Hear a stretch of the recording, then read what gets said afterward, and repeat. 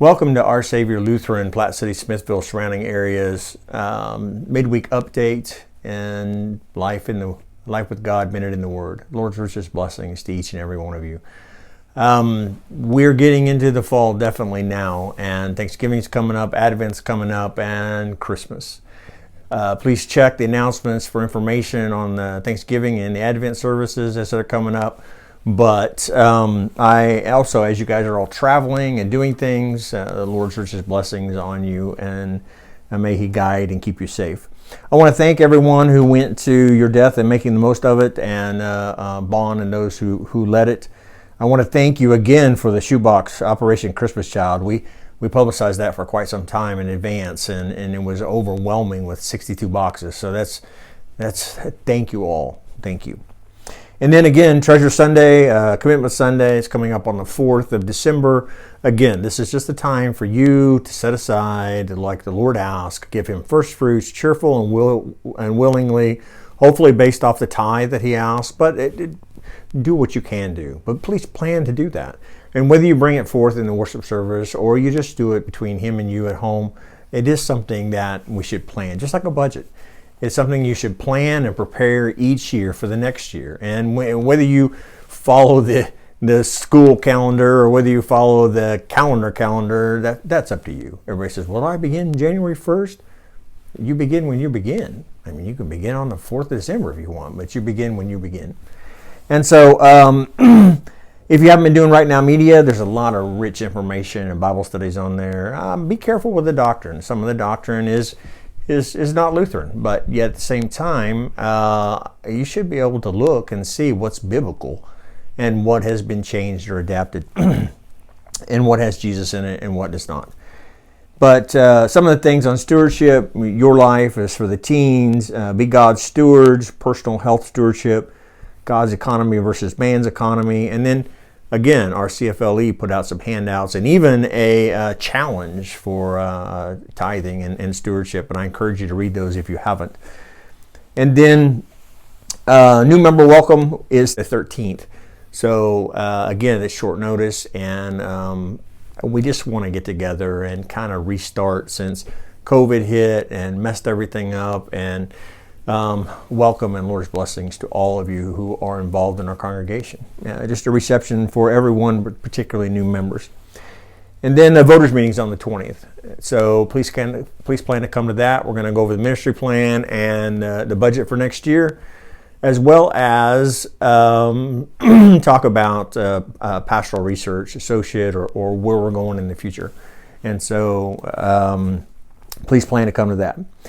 And then, again, a thank you for Elderly Mail, Day of Hope, kids stuff, hygiene items, for the food boxes that were gathered a while back, and then Christmas baskets. Again, we still have a little bit of time yet, but if you know somebody's homebound and can use a special pick-me-up, a blessing, food, or maybe just a prayer along with the food basket, send names to Susan Hart.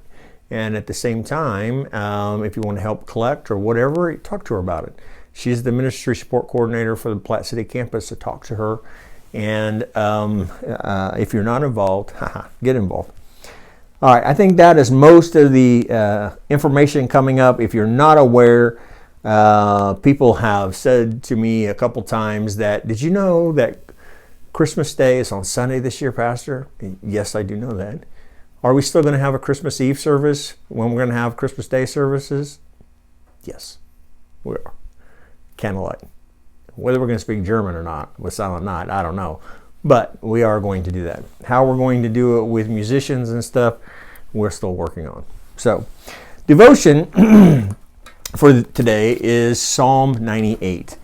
And as last week, I talked about All Saints and kind of focused on this worship and praising God even in bad times. I think you'll hear 98 kind of echoes those same things. If you're not a reader of the Psalms, as an early Christian, I was not. I didn't like them. I didn't quite compare them to Leviticus, but it was kind of close.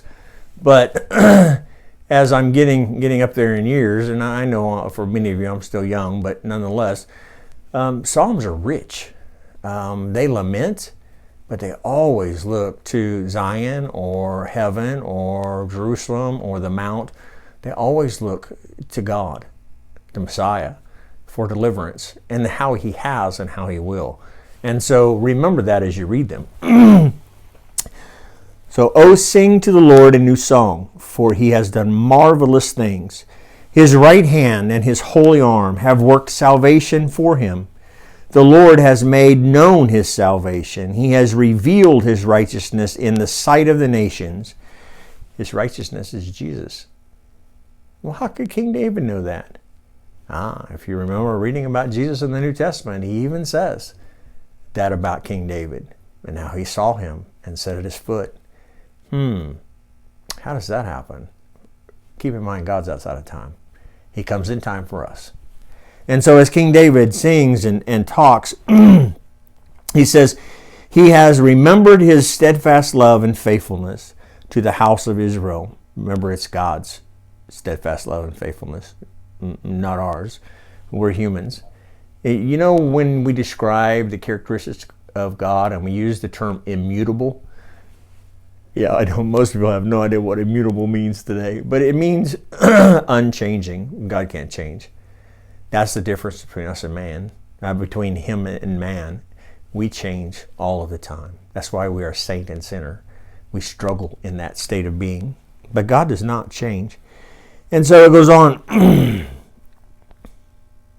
All the ends of the earth have seen the salvation of our God. Make a joyful noise to the Lord, all the earth. Break forth into joyous song and sing praises. Sing praises to the Lord with the lyre and with the sound of melody, with trumpets and the sound of the horn. Make a joyful noise before the King, the Lord. Now, I'm going to be careful here because I was raised a traditionalist in the sense that liturgy and the organ, okay? And I guess I'd actually say that I still enjoy worshiping that way, especially singable songs. But there's no organ in the Bible. There's instruments, and it's all through. And so there's many ways to worship him. And God says, make a joyful noise. I know musicians get mad at me when I say that. But sound is noise. And joyful sound, it has a pleasant melody to it. There's nothing wrong with singing the melody in songs either. It's all about what comes from our heart, because that's where joy is. And that's not the same thing as happiness. Happiness is fleeting. Joy is not.